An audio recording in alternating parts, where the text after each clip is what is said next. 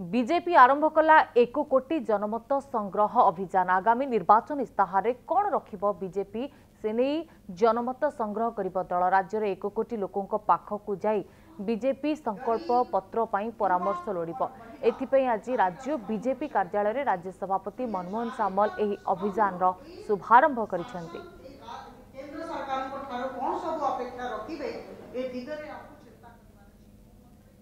Eighty हमर पूर्वतन अध्यक्ष समीर महांती महोदय अछंती पूर्वतन डीजी एवं दलर वरिष्ठ नेता श्री प्रकाश मिश्र महोदय अछंती दलर उपसभानेत्री श्रीमती लेखा सामंत सिंगार अछंती एवं हमर तबे निर्वाचन पाखे आसुथिबा बेले राजनीतिक दल बेस सक्रिय रहिछंती। एहारि भितरे बीजेपी आरंभ कला 1 कोटी जनमत संग्रह अभियान आगामी निर्वाचन इस्ताहार कौन रखिब बीजेपी से नहीं जनमत संग्रह करिब दल तेज राज्यर 1 कोटी लोकों पाखक जाई बीजेपी संकल्प पत्र पर परामर्श लोड़िब एथिपई आज राज्य बीजेपी कार्यालय रे राज्य सभापति मनमोहन सामल एही अभियान रो शुभारंभ करिसेंती।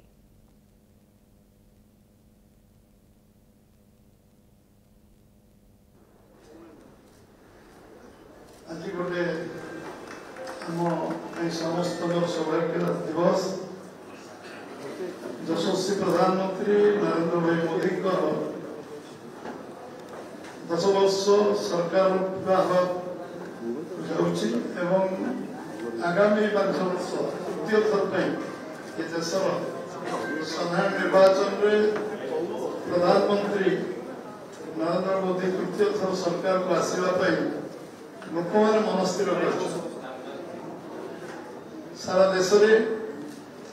लोकंर मन गोटे विश्वास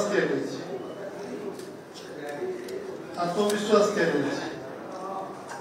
समस्ते ये अवसर में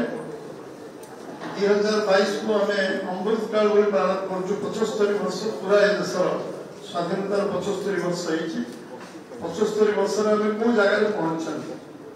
2047 25 वर्ष